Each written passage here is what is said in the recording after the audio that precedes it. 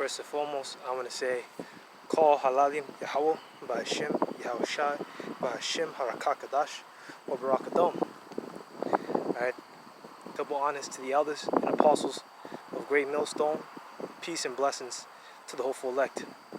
It's a little brother here, Shema Shawan, on a new video. Let me see if I can get a better angle for y'all. I just don't want to get too much in the sun. My feet are fucking burning right now.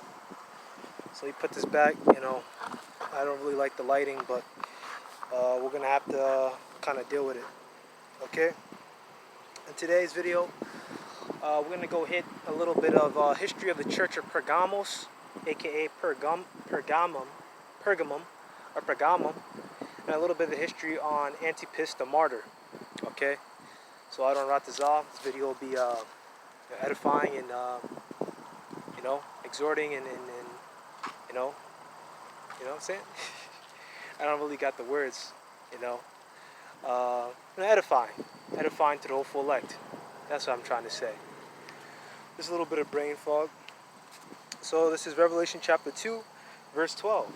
And to the angel of the church of Pergamos write, these things saith he which hath the sharp sword with two edges. We're going to read that again, and this time we're going to break it down.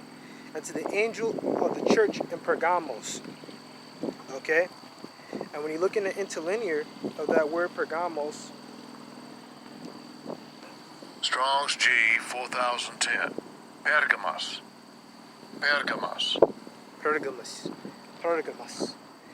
Height or elevation. A city of Mysia Minor in Asia Minor, the seat of the dynasties of Attilas and Eumenes. Famous for its temple of Asclepius and the invention and manufacture of parchment. The river Selinus flowed through it, and the Cetius ran past it. It was the birthplace of the physician Galen, and had a great royal library. It had a Christian church. Okay? What's interesting about this place, we're going to get some more history on it. Okay?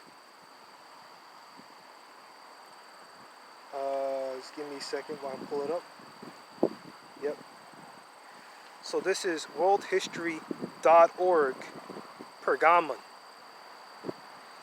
Pergamon was an ancient city located in the Anatolia region, approximately 25 kilometers from the Aegean Sea in present-day Bergamo, Izmir province of Turkey, and once again Asia Minor.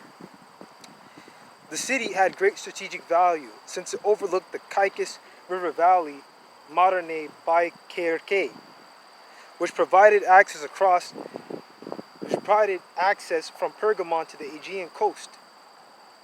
Pergamon reached the height of its influence during the Hellenistic period, becoming the capital of the Attalid kings, which we're going to go into a little bit. During the Roman period, the city was the first capital of the Asian province, but eventually lost its status to local rival Ephesus. Pergamon is listed by UNESCO as a World Heritage Site. When we look at World Heritage Site, a little bit off topic, but it's pretty much a place where I believe UNESCO has something to do with the UN. I didn't really look into it, but that's just a place where they believe that they should look into archaeologically and look into the history of the place. It's an important place, so to speak. Alright, I don't know what this is. Hopefully it's not too high. I don't burn my damn soles and my fucking shoes, my sneakers, and don't burn my books. The origin of Pergamon. When Alexander died in 323 BC, his generals divided the territory he had conquered, which resulted in a power struggle between them. Okay, Okay, and who are these generals? Okay, this is the book of Daniel.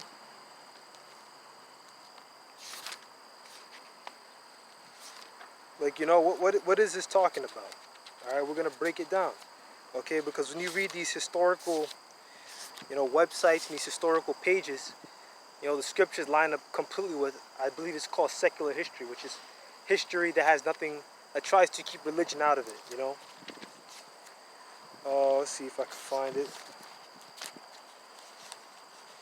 Okay. This is the book of Daniel, chapter 7 and verse 6. After this, I beheld, and lo, another like a leopard. Okay, that leopard is talking about Alexander the Greek, or Alexander the Greek. Okay? Which had upon the back of it 4 wings of a fowl. Those 4 wings, simply the 4 generals. Okay? The beast also had 4 heads, and dominion was given to it. Okay, there were the 4 wings, and then they became 4 heads. Okay, those 4 heads are once again those 4 generals. You can read about it in 1 Maccabees, the 1st chapter. And it just pretty much gives you the entire history. Alright, and I'm going to see if I can remember this off the top of my head. Cassander, Lysimachus, Seleucus, and Ptolemy. Those are the 4 generals. Seleucus was in Syria, Ptolemy, Egypt.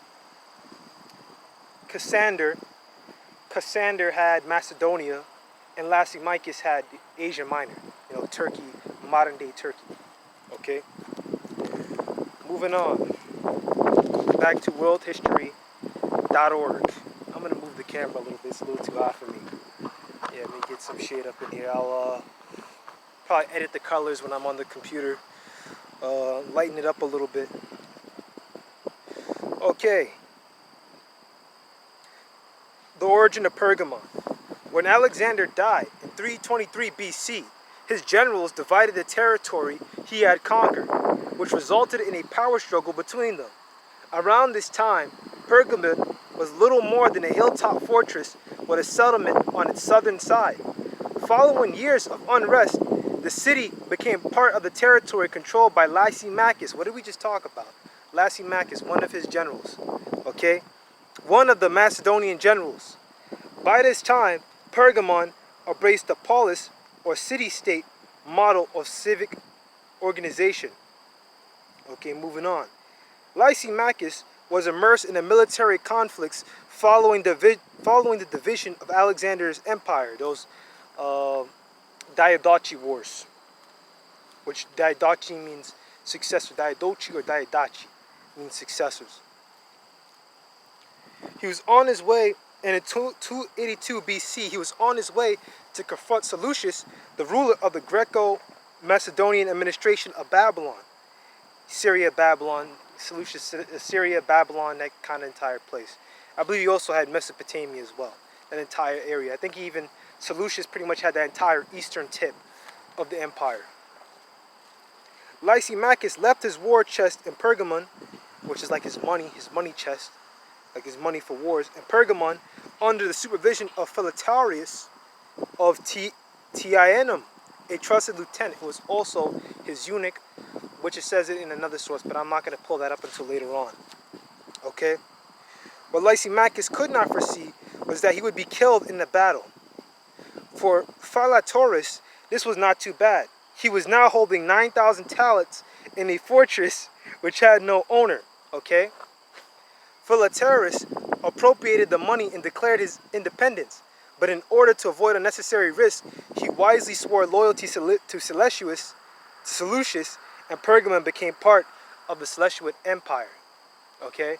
And we're keep moving on. We're about to get into the part where it's talking about the Attila dynasty, just so we have some background history of this place. Okay? So, this is why the scriptures say, even Alexander's generals were betrayed by their own men. Okay, so why should we trust them? Why should we trust these Edomites? Okay? This is the book of Sirach.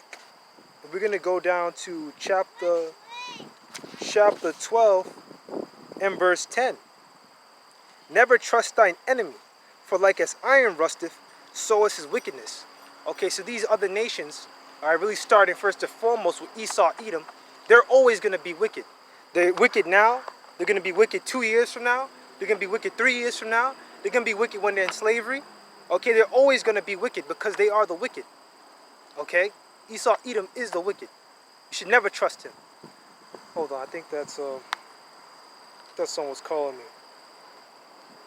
Let me actually put my thing on Do Not Disturb so we get this thing out, you know what I'm saying? I gotta stay focused, okay? Yeah, we're just gonna end it on that. I could go more into that, but Brothers have gone into Sirach chapter 12 so many times. Really no need to go that far. Alright. Philotarus ruled Pergamum with considerable autonomy until his death in 263 BC. His nephew Eumenes the first, once again Philotarus, was a eunuch. Okay, his nephew Eumenes became the ruler of Pergamum. By that time, the city had expanded into a small kingdom. Philotarus is usually mentioned as the founder of the ruling dynasty of Pergamon, but it was actually the ruler after Eumenes, Attalus I, ruling from 221 BC to 197 BC, who was the official founder of the Attalid dynasty. So he was the first one who used the title of king. Okay, we're going to read a little bit more. Attalus I is remembered for winning an important victory over the Galatians, a Gaulish Celtic tribe who came through Thrace and settled in central Anatolia during the 3rd century BC. I believe this is Japheth. Brothers, correct me if I'm wrong. I really have not looked too much into these Galatians. Maybe it's a video for another time, but I'm pretty sure these are Japhetic people at this point. Okay, Esau didn't take them over and kick them out and take their names yet. Yeah. This was the same group addressed in epistles to the Galatians in the New Testament. I think they're going off on that. The Galatians are just brothers that are in Galatia, brothers that were in that Asia Minor area. Okay. Many communities in Anatolia had suffered Galatian attacks, who even managed to penetrate the city walls of Pergamum. Attalus drove the Galatians back and defeated them. This military success was the background for the creation of the famous Dying Gaul sculpture, which depicts a wounded Galatian warrior. Pergamum was now the capital of the most powerful kingdom in Anatolia. Okay, and then you have a little photo of the Dying Gaul. I may show that, but that guy very well could be a Jake. You kind of see his hair. He kind of got one of those twisted afros. I used to have one of those twisted afros. White man hair don't really do that. He has to put all these fucking chemicals and shit in his hair. Like our hair naturally, well, I don't want to say our hair, okay, but Judite hair, Southern Kingdom hair, naturally just defies gravity, naturally. Moving on, back to what we were going into. All right, so once again, Pergamos means height. Shit, I'm thirsty. Let me get some water. It's hotter than a motherfucker out here, Hakim. I'm pretty close. This waterfront is used by the fucking fuck niggas at my college. So if they fucking run into me, I don't give a fuck. Fucking motherfuckers. I don't give a shit. Alright? You talk to me, I'm gonna say whatever. I'm gonna play stupid. I'm gonna play stupid. Alright, but fuck them niggas, man. Fucking bitch ass niggas. Keep moving on. This is Revelation chapter 2, verse 12. And to the angel of the church in Pergamos write, these things saith he which hath the sharp sword with 2 edges. Okay, and what is this sharp sword with 2 edges? Okay? This is the book of Hebrews, chapter 4, verse 12. For the word of the Most High is quick and powerful. What is the word of the Most High? This is the word of the Most High. For the word of the Most High is quick and powerful, and sharper than any 2-edged sword, piercing even to the dividing asunder of soul and spirit, and of the joints and marrow, and of the discerner of the thoughts and intents of the heart. Okay? This word, the scriptures, okay, it's a 2-edged sword. Okay? It has blades on both ends. It cuts you, and it also cuts the user. Okay? When you read these scriptures, certain things you go into, it's going to cut you, okay, for being a nigga back in that world. Okay? But it's also going to cut everyone else for whatever they are, whether it's being the wicked, whether it's being an adulterer or idolater, for being a heretic, okay? And it's also going to cut yourself because you have to always remember to stay humble, because once upon a time, you were a heretic, okay? But once again, that 2-edged sword just merely refers to these scriptures. That's what goes out of Yahushai's mouth, with these scriptures.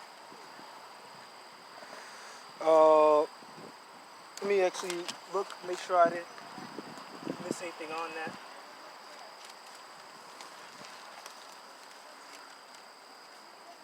Yeah. Moving on to Revelation chapter 2, verse 13. I know thy works and where thou dwellest, even where Satan's seat is. Okay, and Satan's seat merely talks about the city of Pergamos being a Roman capital. Okay, it was a Roman capital of Asia Minor. So all of the various political bills and various political legislation that Rome was putting out and issuing throughout the entire of the Asia Minor came and happened at Pergamos, at least until Ephesus took it over as the new capital of the Asia Minor. Okay, so that's Satan's seat, Roman Empire. Okay, Revelation chapter 2, verse 13.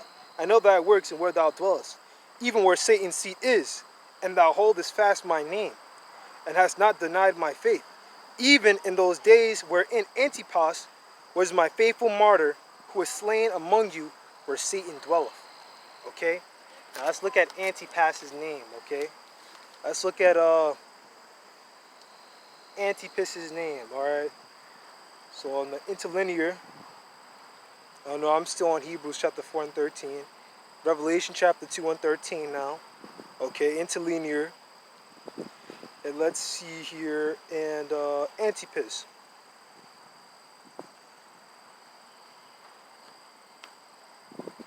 Strong's G 493. Antipas. Antipas. Antipas. Antipas, like the Father. Okay, a Christian of Pergamos who suffered martyrdom. Okay, his name is like the Father. That is right there. That's a nomen omen, I believe is what they call it. It's when your name foretells your future. Okay, his parents didn't know that he was going to be martyred. Okay, he's like the Father. Okay, he was keeping the law, statutes, and commandments to the best of his ability. Okay, and he died and he obeyed the law, statutes, and commandments. Okay, he held fast to these scriptures until the day that they killed him. Okay, and I wanted to get a couple precepts on that. Okay, mainly pertaining to his name, because we should all strive to be like the Father. Okay, we should all strive. Okay, this is the book of, actually I may skip that one. We know who the Father is. You know, I'm going to skip Colossians 1 and 2. We know that the Most High, Yahweh B'Hashem Yahweh Shai, is the Father. If you don't know that, man, you got a lot to learn.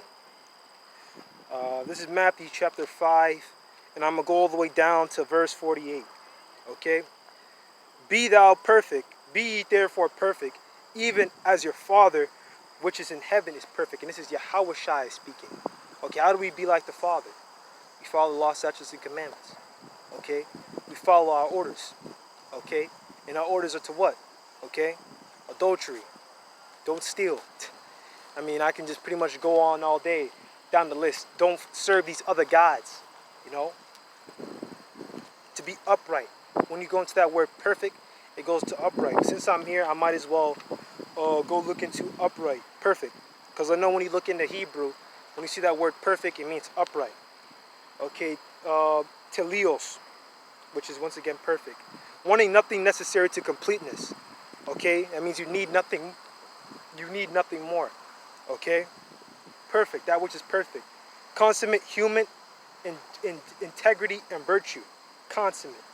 Let's look at the word consummate. Now I believe consummate goes to sex, like I consummate a marriage with a woman. Consummate means showing a high degree of skill or in flair, complete or perfect. Okay, so that means mastery of human integrity and having mastery of your virtue, having mastered the virtues. You know, being of having virtue. You know what I'm saying? That's pretty much what's going into being disciplined, being perfect. Okay, being to a point where you really can't add anything else onto you. Okay, and that's something that we constantly strive for. Okay. Once again, that's pretty much it. Antipas, like the Father. Alright, Antipas was striving to be like the Father. Okay, and even his name was going into that. Alright. Alright. And moving on, we're gonna go pull out a little bit more information on Antipas. Okay, because remember, let's read it again. Alright, let's read it again for the people at home. Alright, Revelation chapter 2, verse 13. I know thy works and where thou dwellest, even where Satan's seat is. Once again, the Roman Empire. Thou holdest fast my name, and hast not denied my faith, even in those days wherein Antipas was my faithful martyr, who was slain among you, where Satan dwelleth. Okay, so we know that Antipas was a martyr. Okay, one in his name. His name means like the Father, and he was martyred. Antipas of Pergamos. According to Eastern Orthodox traditions, according to the commentary on the Apocalypse of Andreas of Caesarea, it is believed that Saint Antipas was Antipas referred to in the book of Revelation chapter 2 verse 3. And as the verse says, I know if thy works where thou dwellest, even where Satan's seat is, and thou holdest fast my name, and hast not denied my faith, even in those days wherein Antipas was my faithful martyr, who was slain among you where Satan dwelleth. According to Christian tradition, John the Apostle ordained Antipas as Bishop of Pergamon during the reign of the Roman Emperor Nero.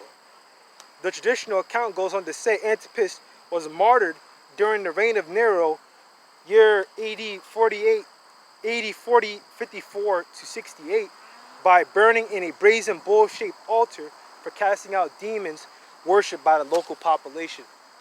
Okay? And when you go into that brazen bull, there's many different videos on it. Alright? Of course, you can expect Esau to go into that, but when you want to ask for anything about the truth, of course, Esau, Edom, is going to fuck that up entirely. Okay? But when you go into that, right? When you go into that brazen bull, okay? It was pretty much almost like a sculpture of a bull made of like brass, okay? And what would happen is that it had a door on the side of the stomach of the bull, and they would open that shit up and they would put someone in, okay? And they would close it, all right? And under the bull they would have a bundle of sticks, okay? And they would light it on fire, okay? Which would burn the victim inside.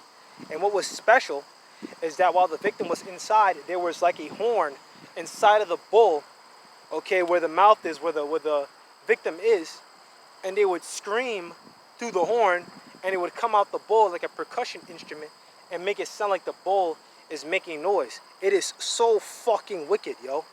Okay? That is a horrible way to fucking go. Okay, but he had faith. Antipas had faith. Okay, and many of us are gonna have to end up like Antipas. Adwan Ratazah, we don't have a death that's so unhumane and so cruel. Okay, I'll take the guillotine any day over burning. Okay, but Adwan Ratazah, he has mercy upon us in those days. Okay, and he just allows us to die quickly. You know, because we really don't know the ins and outs of what happened while Antipas was dying. It's very possible that as soon as he got in, that he already was dead. Okay, and the Most High just put a demon inside of his body, or a spirit inside of his body, just to make him make noise. Okay, but it's very possible he could already pluck the spirit out. Okay, and he was already dead before he even have to go through that shit. Okay, moving on. Yeah, we're gonna get a couple scriptures. You know, since we're already here, we're gonna get a couple scriptures. You know, because this is just something that's a reality. A lot of us are going to end up like Antipas. Okay. This is the book of 2nd Esdras. 2nd Esdras. Oh, shit's getting a little hot out here. All right. 2nd Esdras. Chapter 2. No, this isn't what I want. Did I say 2nd Esdras? Nope, I'm in Sirach. I'm in Sirach. Salakia. Forgive me, my brothers. Hold on.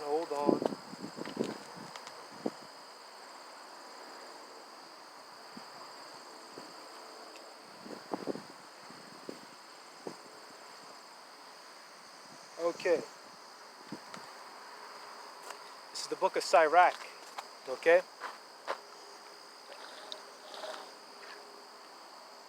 Shit, I hope this shit ain't melting on me. Fuck. Let me see if I can put this down. Maybe I'll keep it warm. Chapter 2, verse 1. My son, if thou come to serve the Most High, prepare thy soul for temptation. Okay? And I'll tell you a little story, right? When I first came down here, well, not down here, but when I first came, you know, I was watching GMS for around, let's see, maybe a couple years. I may want to say 1 year about.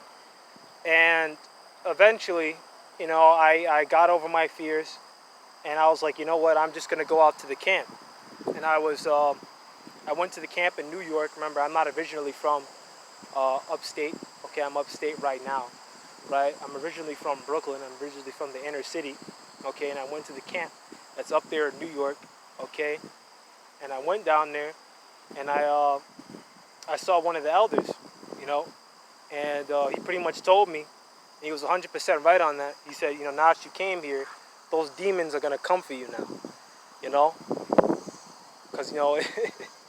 And right after he said that, you know, I don't want to speak too much, I don't want to rant too much, but right after that, here come them demons. Then my mother started to, you know, start acting different around me. She must have reasoned, oh, why are you out? Why are you out? Asking me 1,000,001 questions. You talked to those Israelites, didn't you? Okay? And, you know, it just started from there, you know, and everything just kind of compounded until she pretty much, what she wants to do is try to break my spirit, take from me the love of the Most High. And the reason, and the way she tried to do that was by sending me back to college, pretty much saying if I don't go back, I was going to be homeless. Okay? Once again, that's temptation. Because of course there's temptation around here. Okay? The Wadi Hal by Shim Yahushua, I'm able to resist it. Okay? But look at what's around me, man. Water, fun. Okay? But while everyone else is having fun and shit all day, right? There's nothing wrong with having fun. Okay, but while everyone's having fun all day, what am I doing? I'm standing in the heat and I'm reading these scriptures and I'm getting a lesson out. Okay? The Wadi Hal by Shim Yahushua. Verse 2.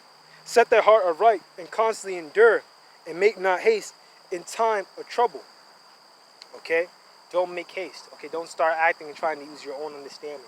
Wait upon the Most High. Okay? Allow the Most High to work through you. Okay? In these times, in these, you know, trying times that we're moving into. You know? We already know that this Zerzer, I'm going to try my best for you to understand, thing was FDA approved. Okay, when something's FDA approved and it got the seal of approval, that means they can kind of move ahead with their more hardcore requirements, hardcore so I just had a sandwich. Hardcore mandates, okay, and we understand that that's coming, okay, that eventually we are going to have that one big thing, okay, and I think you know what I'm talking about, the poker chip, okay, which I'm getting a little ahead of myself, okay, but make not haste, okay, whatever judgment you got to go through, whether it's death or whether you're making your little run and you're running, you know, into the woods or wherever you can go, you know, you gotta call upon the name of the Most High, you know, and pray. Verse 3, cleave unto him, cleave unto who? The Most High. Cleave unto him and depart not away, that thou mightst be increased at thy last end. Okay, what is the last end? Okay, what is damn, kick my bottle over. What is that last end? Okay.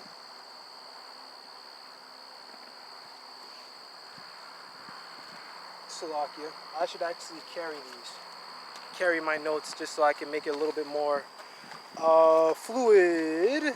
This is the book of Acts, chapter 14. Chapter 14 in verse 22. Okay? I'm not going to go into the history and really the context, but I believe this is Paul and other of the Jews pretty much, you know, talking to the people, you know. So this is Acts chapter 14, verse 22. Confirming the souls of the disciples and exhorting them to continue in the faith, that we must through much tribulation enter into the kingdom of the Most High. Okay, what is our latter end? The latter end is entering into the kingdom of the Most High. That is what we all desire. I mean, if you're not desiring, if you don't know what you're doing in here, man, I think you should leave. You know, or maybe you should, you know, just jump in this water right here. You know, I think there's sharks in that bitch too. So just jump in there and that'll be it for your ass. Okay, because if you don't know what you're doing here, okay, you really should just leave, man. Or better yet, just commit suicide. Okay, just commit suicide. Just, you know what I'm saying? Because you're done. You're done, man. If you haven't gotten it, man, you finished.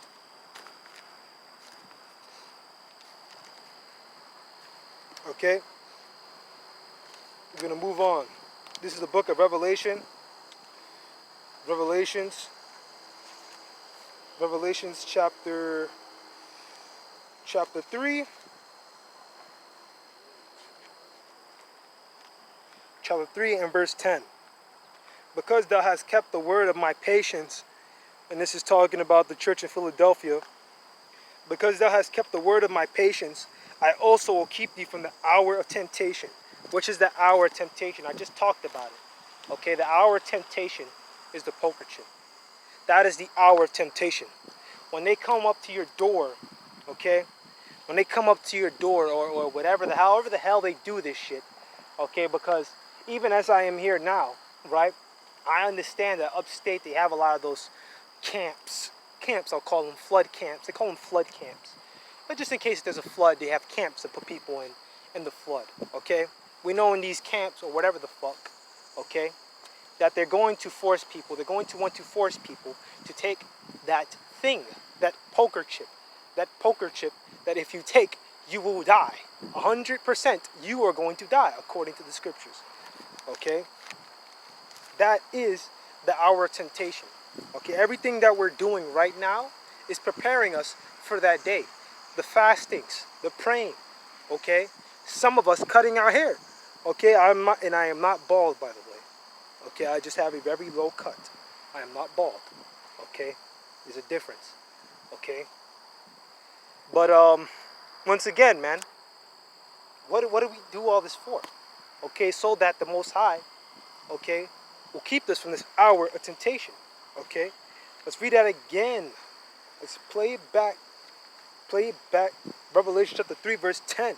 Because thou hast kept the word of my patience, I also will keep thee from the hour of temptation, which will come upon all the world to try them that dwell upon the earth. And trying just means to punish them, to judge them. Okay, to punish all. Okay, to judge all. Okay. But yeah, we're gonna keep moving on. Yeah, that's pretty much it on that. Okay, once again, that's a lot of us, many of us, I'm not even gonna say some, many of us are going to have to end up